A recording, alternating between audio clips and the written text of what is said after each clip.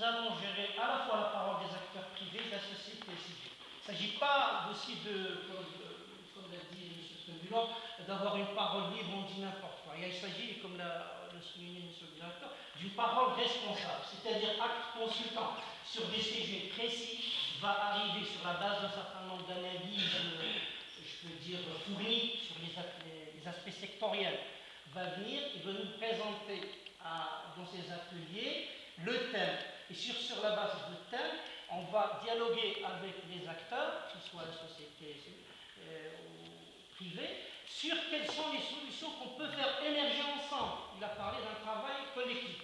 Évidemment, ça, c'est comment nous gérons l'aspect des acteurs privés. Les acteurs institutionnels, vous les avez, ils apparaissent à tout au niveau des 3 comités. Donc ça, c'est le schéma général et qui, nous pensons, va nous permettre de créer une vraie dynamique d'appropriation du savoir par le bureau d'études et sa restitution dans une logique qu'il vient d'évoquer, c'est-à-dire qu'il ne faut pas nous contenter simplement de faire un schéma, on sait faire ça techniquement, mais qu'est-ce qu'on met en plus pour que tout le monde fasse de ce document sa propre chose et qu'il s'inscrive. Parce que celui de 83, comme vous avez dit, il était bon, mais ça a été un document assez techniciste et technocratique, et dès le début, après, moi j'ai assisté à ce document-là, en 83 il a été approuvé, mais à l'époque il n'y avait pas de texte d'approbation, mais il a été entériné par le Conseil, et 3 ans après, bon, il y a eu des choses qui ont été reprises sur le terrain, mais après il est tombé dans l'oubli. D'accord? Donc on passe Alors là, vous avez la composition de chacun des comités. Donc ça, c'est le comité d'orientation stratégique. Donc comme c'est indiqué sur la bande à gauche, c'est un comité qui a pour mission essentiellement d'orienter et de donner les stratégies c'est-à-dire à dérouler. Donc vous avez les gens qui composent ce comité d'orientation stratégique est présidé par M. Louadi. Il comprend, ils ne sont pas parmi nous, mais nous pensons que pour un certain nombre d'ateliers, ils sont présents, les gouverneurs de la région. Nous avons les présidents des chambres professionnelles. Nous avons le président du conseil régional, le président du conseil régional, le directeur de l'ADO, d'autres ministères de l'habitat et de l'urbanisme, les services centraux, l'inspection, et puis toutes les personnes que ce comité jugera pour s'adjoindre, qui pourraient s'adjoindre, qui peuvent être soit des personnes publiques et physiques, et ensuite, ce comité comprend le noyau dur, qui sont les représentants régionaux des membres des comités centrales et locaux. Donc ça, c'est un comité assez large. Donc le deuxième comité, qui est le comité technique de suivi et de validation. Donc ce comité est piloté par M. Olivier de la région de l'Oriental, M. le président du conseil municipal et le directeur de l'agence. Donc, et compte dans ses membres toujours les représentants régionaux des membres des comités central et local. Donc la mission ou bien la tâche de ce comité, c'est d'assurer le suivi techniquement et de valider les différents rapports qui seront soumis par le bureau d'études.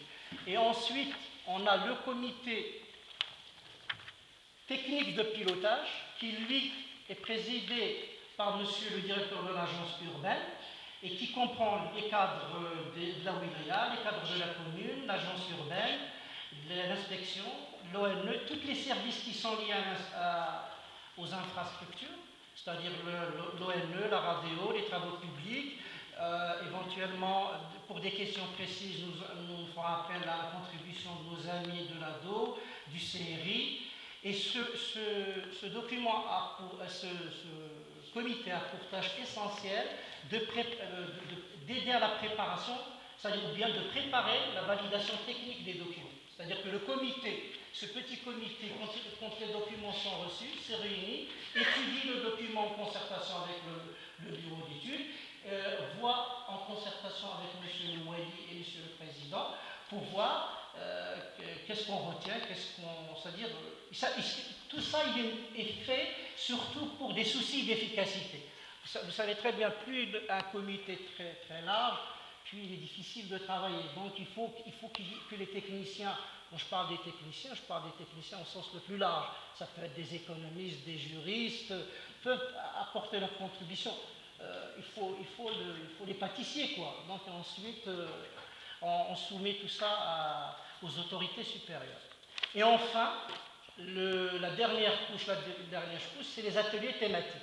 Alors, pour l'instant, les ateliers thématiques sont comme je le disais au début, sont essentiellement des réunions qui vont se tenir dans des lieux sur la base de propositions du bureau d'études sur des thèmes précis. Par exemple, le premier thème, c'est le développement économique d'Oujda et de la région de l'Oriental au national et à l'international. Donc là, Acte Constitution est censé appeler des propositions et qui vont être discutées. Donc il s'agit de nourrir les documents d'un consultant par l'avis d'autres acteurs. Il ne faut quand même pas oublier qu'ils sont aussi censés, lors de leur investigation première, de prendre contact avec les opérateurs qui jugeront important. C'est-à-dire qu'il y a un travail au préalable qui leur est demandé. Et ensuite, une fois qu'on a fabriqué ce document par rapport à cette question, on la soumet à la discussion. Donc, ils ont aussi prévu un atelier mobilité et déplacement urbain transport. Donc là, je ne vais pas rentrer dans les détails, on va appeler les gens qui sont les acteurs privés et publics qui s'occupent de cet aspect. Vous savez très bien que dans une ville, la question du déplacement est une question centrale, et plus particulièrement à Oujda, où la question du déplacement, c'est aussi quelque chose qui assure la cohésion sociale. Je veux dire, aller travailler, que la ville appartienne à tout le monde grâce au transport. C'est une des dimensions. Il y a un troisième atelier qui est les cas d'aménagement. Alors là, c'est une nouveauté. Là, ils ont choisi pour 3 secteurs de la ville de faire un travail comme il disait, un travail, je veux dire, qui consiste à dire voilà comment nous, administration, bureau d'études, on voit l'aménagement d'un secteur par rapport à l'ensemble des thématiques qui peuvent le concerner, le foncier, la voirie. Donc on arrive avec une proposition et on discute avec un certain nombre d'acteurs que nous allons identifier et avec le consentement des autorités, M. Louani et M. le Président. Qu'est-ce que vous en pensez?